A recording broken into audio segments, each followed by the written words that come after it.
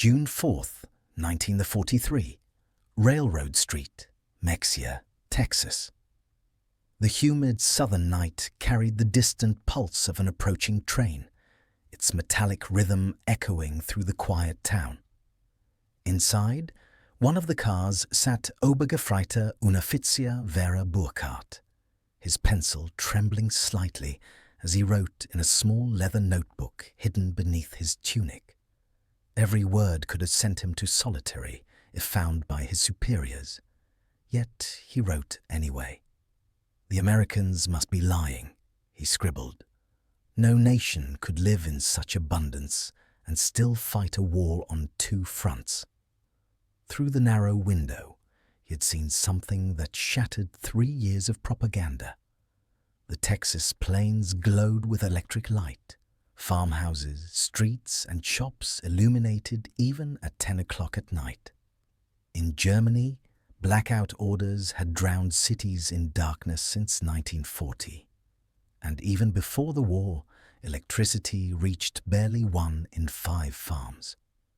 But here, in what they had been told was a decaying, decadent land, power flowed like air itself, endless and indifferent to war. When the train stopped, 1,850 veterans of Rommel's Afrika Korps stepped down onto American soil. Not cattle cars, not freight wagons, but cushioned Pullman coaches with dining cars and sleeping berths. The people of Mexia gathered to watch, families with children, curious faces lit by street lamps. For them, it was a spectacle. For the prisoners, it was the first fracture in everything they believed. None of them knew that this moment would mark the beginning of one of the deepest psychological transformations in modern history. Here, in Texas, through sheer exposure to American abundance, the foundations of Nazism would begin to crumble. The true mathematics of Allied victory were written not in battle plans, but in factories, in shipyards, in endless production. Their defeat had begun long before the first bomb fell. Weeks earlier, on May 13, 1943, in the Tunisian desert, General Jürgen von Arnim, Rommel's successor, surrendered with 250,000 Axis troops. Among them were veterans who had pushed the British back to Egypt, men hardened by desert wind and victory. Now they were prisoners, stripped of weapons but not of pride. Among them was Feldwebel Friedrich Radke, holder of the Iron Cross First Class, twice wounded, a soldier of conviction. His diary, later found in the US National Archives, revealed how captivity in America broke, then rebuilt the German mind. Radke's journey began in Oran, Algeria, where tens of thousands of prisoners waited in camps for transport. There, American organizations struck them like a revelation. Thousands processed daily, photographed, examined, vaccinated, their rights under the Geneva Convention explained in fluent German. There was no shouting, no chaos, no cruelty. Efficiency existed, but it came with civility, a concept unknown to the Wehrmacht. And then came the food: white bread, real coffee, meat twice a day. Oberreiter Hans Meurer, captured with the 21st Panzer Division, later wrote to his mother, "In Oran, we ate better than in 6 months of combat. We thought it was propaganda, an attempt to impress us. Only later did we realize it was their normal ration." Even the ships that carried them were symbols of power. Liberty ships, steel giants built in days, not months. The SS Robert E. Peary had been constructed in 4 days, 15 hours, 29 minutes. To any German officer, such speed was impossible. Yet thousands more were built the same way, each one carrying 30,000 prisoners across the Atlantic by summer. The 2-week voyage revealed the second shock. Feldwebel Kurt Zimmermann of the 90th Light Division noted that American sailors threw away food each day, half-eaten steaks, entire loaves of bread, gallons of milk. "They waste more in a day than we received in a week," he wrote. "And they do not mock us. They simply do not care. Their supply is endless." The ships became floating classrooms of American might.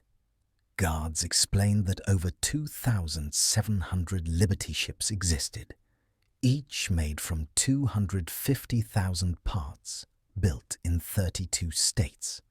Engines from 3 different factories assembled in ports that had barely existed 2 years before. Lieutenant Colonel Wilhelm von Steuben, a Prussian officer, later wrote, "As our ship neared America, I watched the radar turning above the bridge. We thought such devices were our secret. Then I realized we had already lost the war." When they reached the Norfolk Naval Base in Virginia that August, the sight before them erased every illusion left. The port stretched for miles, cranes swinging like clockwork, ships loading and unloading day and night. In one day, this single harbour handled more cargo than Hamburg in a week. Gefreiter Johann Weber, a factory worker from the Ruhr, counted 47 ships in motion, cranes moving without coal smoke, powered by electricity. "They moved endlessly, cleanly, as if machines themselves had life," he wrote. On their march to the trains, they saw parking lots filled with cars belonging to dock workers. In Germany, only party members and the wealthy had cars. The so-called people's car, the Volkswagen, was a dream that never reached the people. Here, it was reality for labourers. Then came the trains, not freight wagons, not the 40 and 8 cars that carried German soldiers through Europe, but passenger coaches, cushioned seats, dining cars with white tablecloths, silver cutlery, air conditioning. Air conditioning, Radke noted. In August, we believed only Hitler's train had such things. The 3-day journey from Norfolk to the camps of Texas became the most powerful weapon against their ideology. As the trains moved through Virginia, Tennessee, and Kentucky, the prisoners stared out at a country glowing with light. Every farmhouse, every factory, every town alive, even past midnight.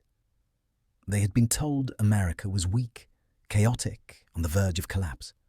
What they saw instead was endless power, quiet, efficient, unstoppable. Every glowing window was proof that their beliefs had been built on lies.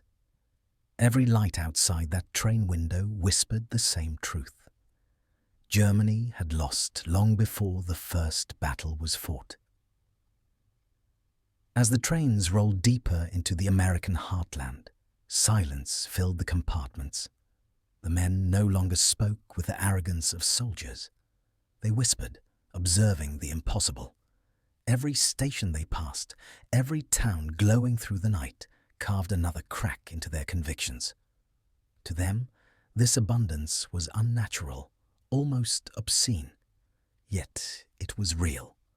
Martinsville, Danville, Greensboro, small towns burning bright with electric light. Even the smallest communities had illuminated windows, signs, and factories that never slept.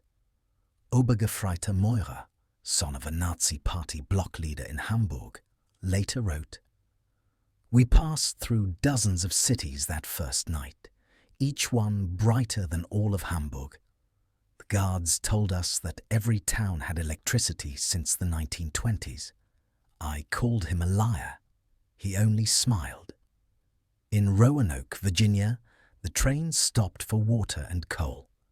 The prisoners watched the railway crew work with precision that bordered on artistry. Coal loaders moved automatically, water pumped by electricity, every motion synchronized. 30 minutes of work that in Germany would have taken 2 hours. What shocked them more was the casual comfort of the workers. They wore leather boots worth months of German wages, smoked American cigarettes without thought, drank Coca-Cola and tossed the empty bottles aside. It was a world so far removed from scarcity that it felt unreal. Feldwebel Hinrich Müller, an engineer from Siemens, estimated that a single railway yard they passed consumed more electricity in 1 hour than his entire district of Berlin used in a day. The waste was magnificent, he wrote. They left lights burning in the empty buildings, fans running in vacant rooms. It was the carelessness of infinite supply. As the trains crossed into Tennessee and Kentucky, the magnitude of American industry came into full view. The prisoners stared through the windows at endless factories, massive complexes stretching across miles of land. Near Knoxville, they saw the Alcoa aluminum plant, its furnaces glowing white-hot, consuming more power than an entire German city. In Louisville, the air was thick with smoke from the Rubbertown complex, synthetic rubber plants that had sprung from nothing in less than 2 years. Each employed thousands, producing hundreds of thousands of tons of rubber annually. Germany, the birthplace of the synthetic process, had never matched even a fraction of that output. Oberleutnant Erich Hoffmann, a chemist from IG Farben, recognized the machinery from afar. Each plant was more advanced than anything we built, he said later, and there were not 1, but 4 of them.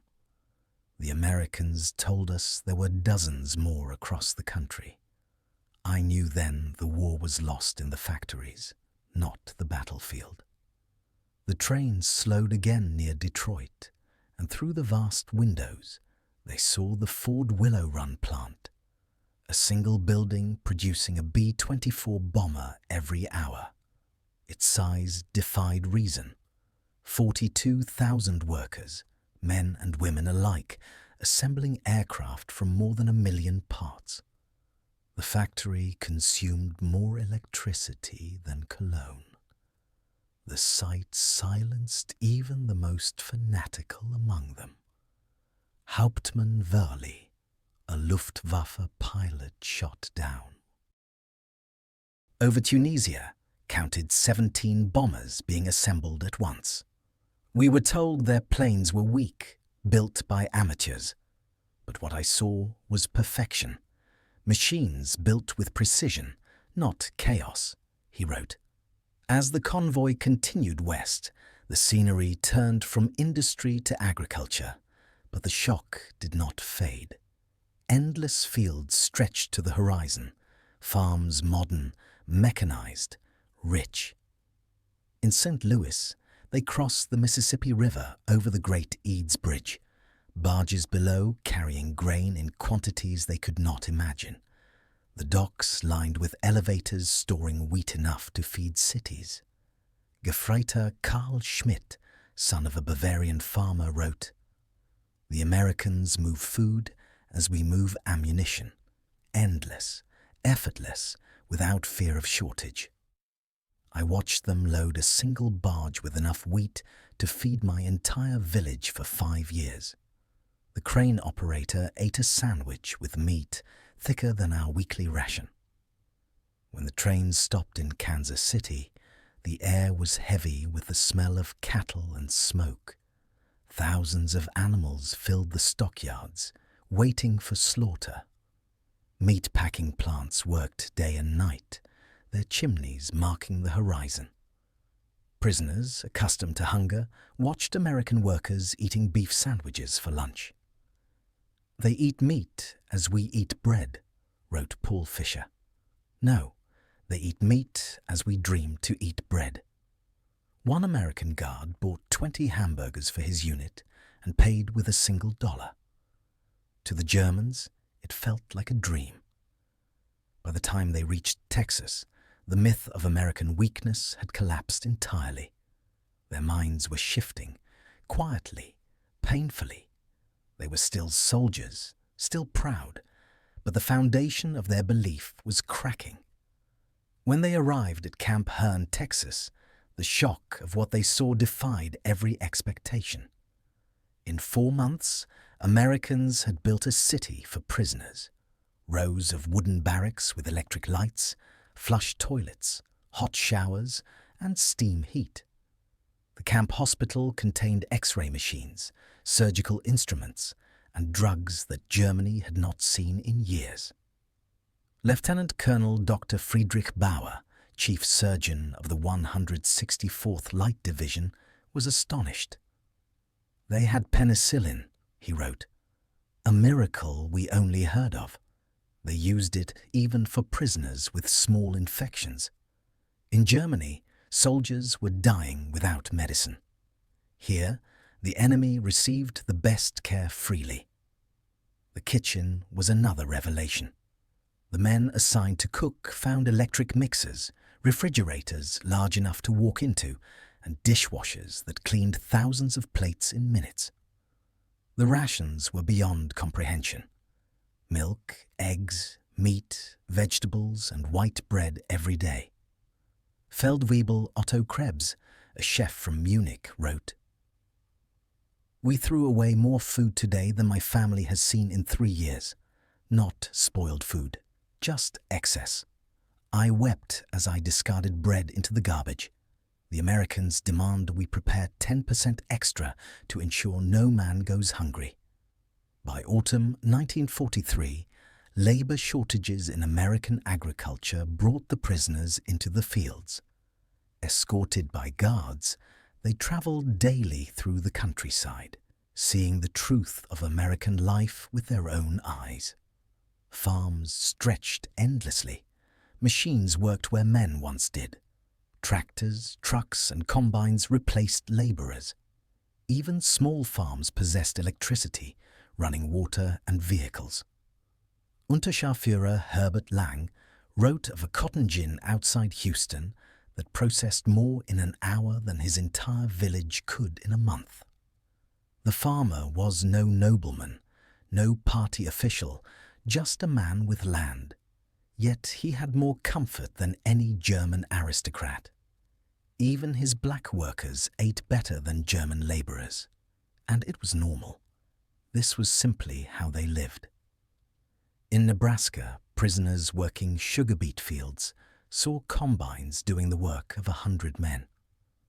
One 16-year-old boy drove a tractor worth more than a lifetime of German wages. When a prisoner commented on it, the boy laughed and said a better model was coming next year. Such casual wealth broke something deep inside them. They realized that this abundance was not built on exploitation or conquest. It was built on production, knowledge, and freedom, the very things Nazism had tried to crush. And that realization, quiet but unstoppable, was the true defeat of the Reich. By the winter of 1943, the transformation was no longer invisible. Inside the barbed wire fences of Texas, Oklahoma, and the Midwest, German prisoners began to think, to question, to observe in silence. The abundance surrounding them had eroded pride, but what replaced it was something entirely new: curiosity. They had seen the factories, the farms, the electricity, but now they were seeing the people, the character, the strange humanity of their captors. American officers spoke politely, treated them fairly, allowed mail and visits from the Red Cross. They were enemies, yet treated with dignity. Major Paul Newland, part of the U.S. War Department's Special Projects Division, wrote that by December 1943, many prisoners displayed what intelligence officers called ideological collapse syndrome. The most loyal Nazis had fallen silent. The loudest voices of fanaticism were gone. The men were not yet ready to embrace democracy, but they had stopped believing in their own superiority. Camp newspapers began to change tone from arrogance to reflection. At Fort Kearny, Rhode Island, a prisoner-edited journal that once glorified the Reich now printed essays about economics and post-war reconstruction. Lieutenant Hermann Gutz, captured with the 10th Panzer Division, wrote, "We were told America was weak, corrupt, ruled by Jews, divided, surrendered in September 1943. Italian prisoners who agreed to cooperate with the Allies were reorganized into work units, given better food, more freedom and even pay. German officers watched in disbelief. Hauptmann Friedrich Schulz wrote, "The Italians betrayed us, yet they are treated with kindness. They earn money, eat well, walk freely. The Americans show them no hatred. This democracy we despised appears more honorable than our own system." Then came Christmas 1943, a season that none of them would ever forget. Across America, church groups, schools and families sent hundreds of thousands of Christmas packages to enemy prisoners, boxes filled with cigarettes, candy, soap, puzzles and letters. At Camp Herne, the local Methodist church choir sang carols in German. Women from town sent homemade cookies and cakes. The Boy Scouts delivered hand-drawn cards. Prisoners who had been taught that Americans were soulless capitalists found instead people who prayed, who forgave, who shared. Oberleutnant Walter Müller, whose brother had died in the bombing of Hamburg, wrote, "They know we are their enemies, yet they show compassion. They have sons fighting our army, yet they offer kindness. Only those who are certain of victory can afford such mercy." The Christmas meal itself was unforgettable. Turkey, ham, vegetables, pies, ice cream, enough to feed a regiment. "We ate like kings," Feldwebel Hanssager wrote. "Better than generals, better than party leaders. And they told us it was nothing special, just a normal American Christmas dinner." As 1944 began, the Americans expanded prisoner education programs. More than 40,000 Germans were studying English, mathematics, history, or science. Universities like Chicago and Stanford provided correspondence courses. Professors lectured on democracy, free markets, and civil rights. Many of the prisoners, educated men from universities in Germany, were stunned. They read American newspapers freely, compared opinions, discussed politics without fear. Dr. Wilhelm von Braun, a physicist conscripted from the Kaiser Wilhelm Institute, attended lectures on atomic research at Camp Shelby. "They taught science without hatred," he later wrote. "Jewish refugees lectured us on theories banned in Germany. They treated knowledge as belonging to all mankind. We realized how far behind we had fallen." The camp theaters showed American films, Gone with the Wind, The Grapes of Wrath, movies that depicted American struggle, failure and resilience. Prisoners watched in disbelief. "They show their own problems, their defeats, even their injustice," wrote Lieutenant Joseph Kramer, "and they are not ashamed. In Germany, honesty is treason. Here, truth makes them stronger." By the summer of 1944, many Germans were working in factories, canneries and lumber mills. They were not allowed to work directly on weapons, but they saw enough to understand the machinery of victory. At the Higgins Boat Factory in New Orleans, they watched thousands of American workers, men, women, even African Americans, building landing craft for the upcoming invasion. "They produced 700 boats a month," wrote Stabsfeldwebel Kurt Zimmermann. "Women welding hulls, teenagers running cranes, blacks." American officials explained that the goal was not to destroy Germany, but to rebuild it. They prepared us to rebuild our country, wrote Oberstleutnant Friedrich von Tauben. They gave us knowledge, not revenge, tools, not chains, hope, not despair. It was the generosity of victors who did not need to hate.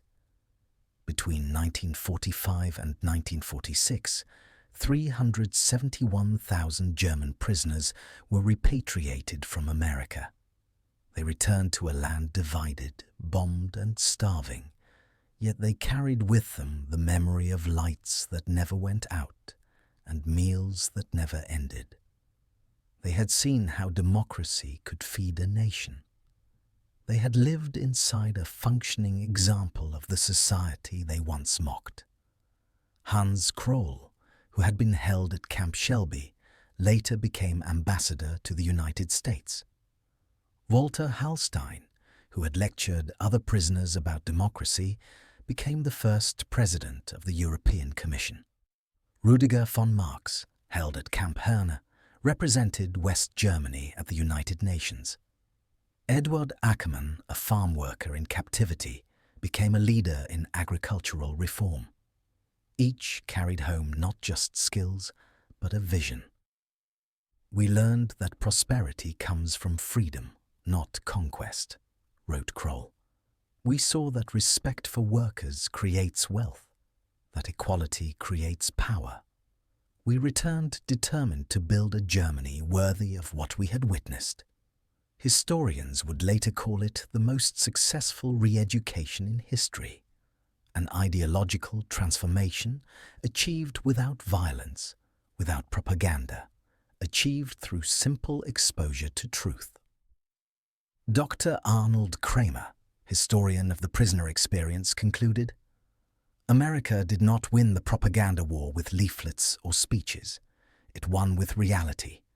Every light bulb, every full plate, every working toilet was a blow to Nazism. Statistics confirmed it. Of more than 370,000 Germans held in the United States, fewer than 1% ever attempted escape, and none succeeded permanently. 95% rated their treatment as good or excellent. 74% said captivity changed their worldview positively. By 1945, less than 10% held strong Nazi beliefs. Even decades later, thousands still wrote letters to the American families who had shown them kindness. When they returned home, they rebuilt Germany with new eyes. They brought American efficiency to their factories, American technology to their farms, and American democracy to their politics. The Wirtschaftswunder, the economic miracle of the 1950s, was not born from rubble alone. It was seeded in the prison camps of America. In 1985, at a reunion in Austin, Texas, over 500 former prisoners returned with their families to the land where their transformation began. Among them was Hans Wehr, once a captured soldier, now a physician. He stood before the crowd and said, "Life in the camps was an improvement for many of us who had grown up in cold flats in Germany. We discovered water, heat, food, and dignity. We discovered humanity." Beside him, Stabsfeldwebel Kurt Meyer, who had worked on Iowa farms, added, "The farmers treated us not as enemies, but as young men far from home. They shared food, stories, sometimes even laughter. It changed us forever." When Oberst Hermann Gutz, then 78, took the stage, the hall fell silent. His words captured everything they had lived.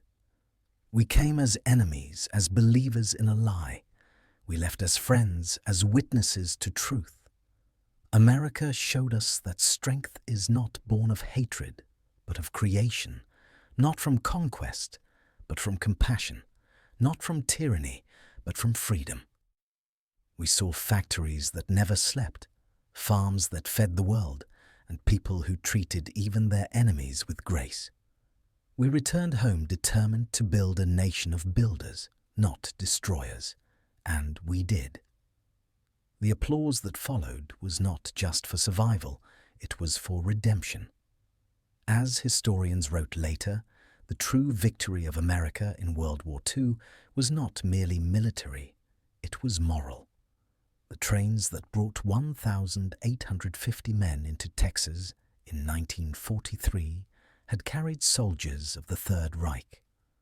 The ships that took them home in 1946 carried architects of democracy.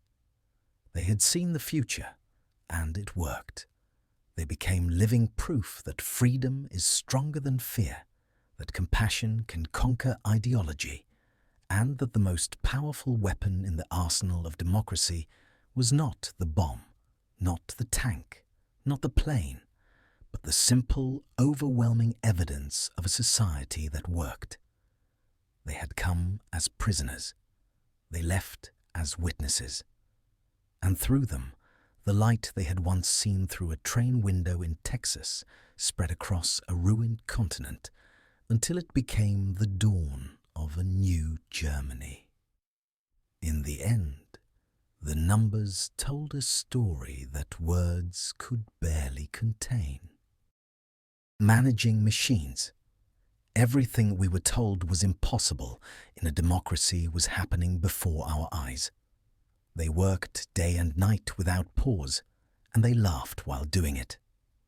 In Ohio, at Republic Steel, prisoners unloading iron ore saw furnaces producing 10,000 tons of steel every day. We wasted years believing in efficiency through fear, wrote Oberreiter Paul Hartmann. But fear cannot build this.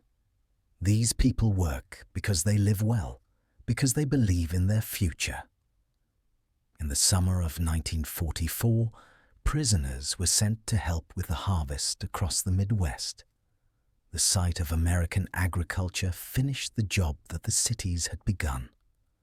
Combines crossed golden fields like ships at sea, each harvesting 100 acres a day. Grain elevators towered above the plains, storing more wheat than Germany could import in a year. Unterscharführer Franz Weber, a farmer from East Prussia, wrote, "One American farmer with his machines does the work of 100 Germans. They could lose half their harvest and still feed all of Europe."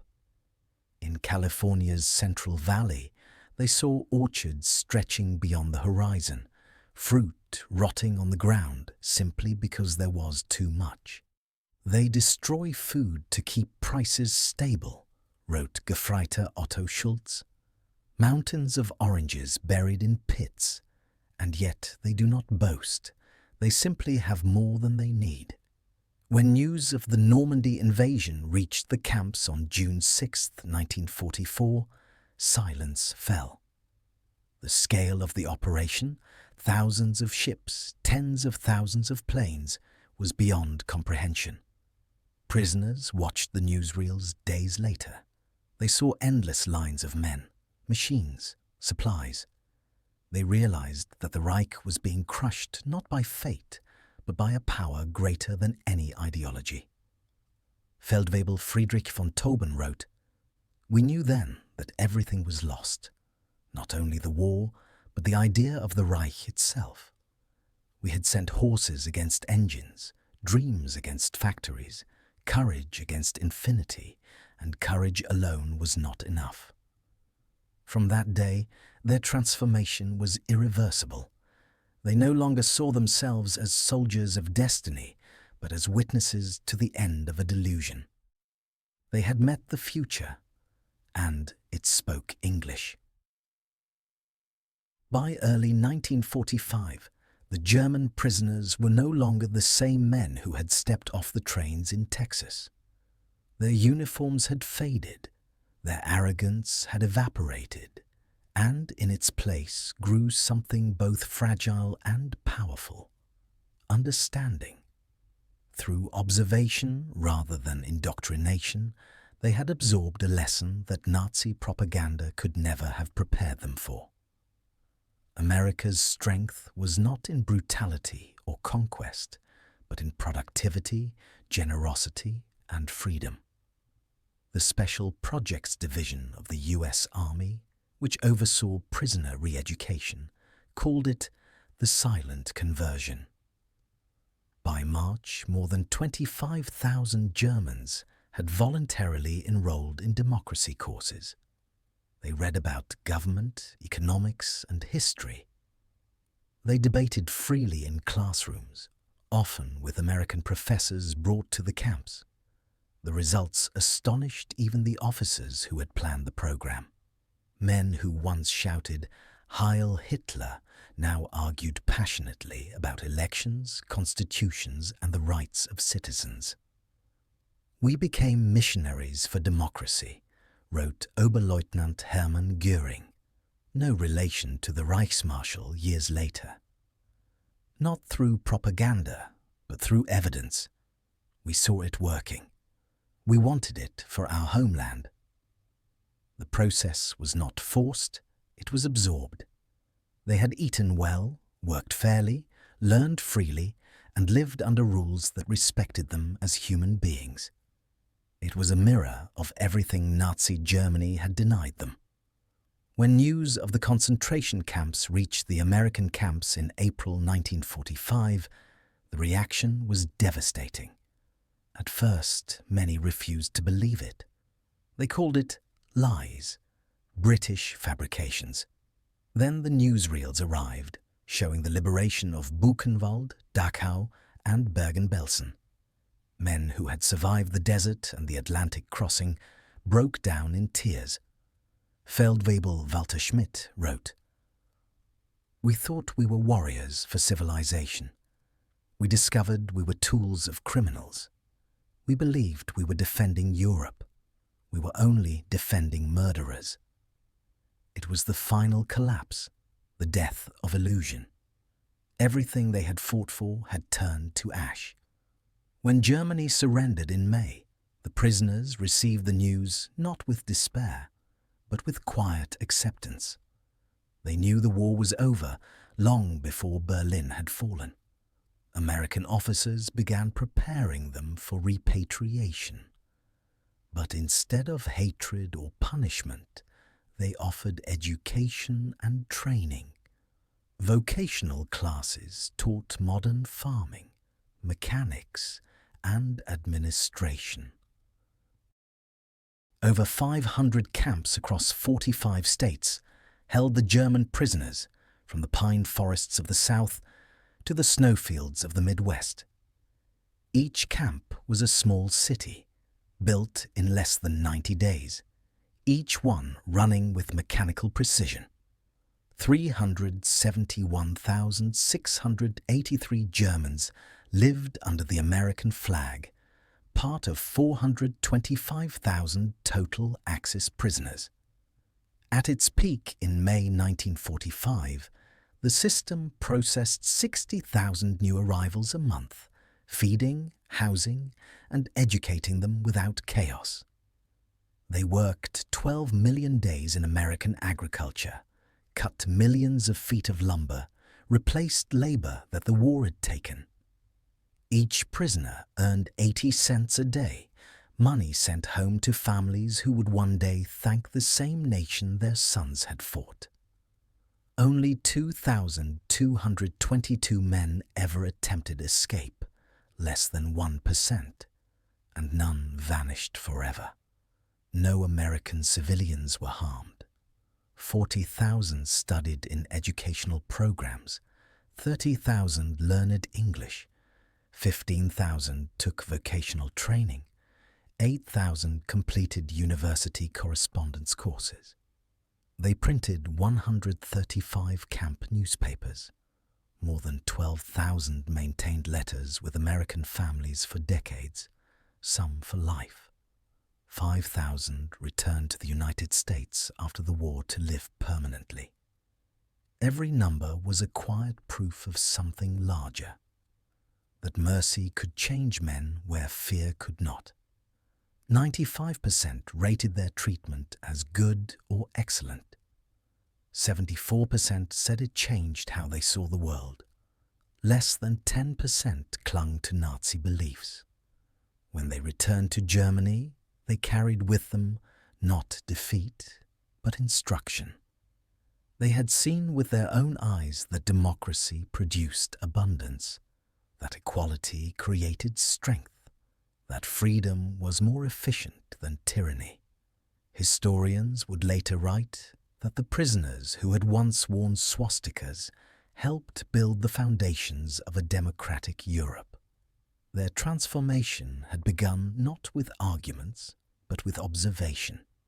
They had seen a light burning over Texas and realized that power built on hate could never match power built on creation. America had not converted them through speeches. It had shown them. Each full meal, each working machine, each moment of fairness had been a lesson. Dr. Arnold Kramer would later summarize it simply: America's greatest propaganda was reality itself. And so, the story closed where it had begun, with trains rolling through the night and men staring through windows at an ocean of light. In 1943, those lights had seemed impossible, proof of a lie. By 1946, they had become the symbol of truth. The men who once carried the flag of conquest returned carrying the idea of cooperation. They had seen the arsenal of democracy at its height, and it had changed them forever. From those camps came future ministers, ambassadors, scientists, and farmers who rebuilt Germany not from hatred, but from hope. The Marshall Plan, the Atlantic Alliance, the European recovery, all were seeded in the minds of men who had been prisoners but became witnesses. When they looked back decades later, they did not remember the barbed wire or the guards. They remembered the light, the electricity glowing in the fields, the meals shared, the humanity shown. And they understood that the true victory of the United States was not measured in territory, but in transformation. For the Germans who came to Texas as enemies left as students of a better world. They had seen freedom, and it worked. They had tasted equality, and it nourished. They had lived under mercy, and it remade them. In the quiet arithmetic of history, that was the ultimate triumph, the proof that the most powerful weapon on earth was not war itself, but the civilization capable of ending it. And so, when the last ships sailed home and the camps emptied, America's victory remained behind, not in flags or medals, but in changed hearts. The story of the German prisoners in America stands as one of the great paradoxes of war: a conquest through compassion, a victory through humanity, a defeat transformed into enlightenment. They came to America as soldiers of tyranny, and they left as builders of democracy. Their journey began with disbelief and ended with understanding. And across the Atlantic, in the ruins of a shattered continent, the light they had once seen burning over the Texas plains began to rise again. This time, not as the glow of factories alone, but as the dawn of a new world born from freedom.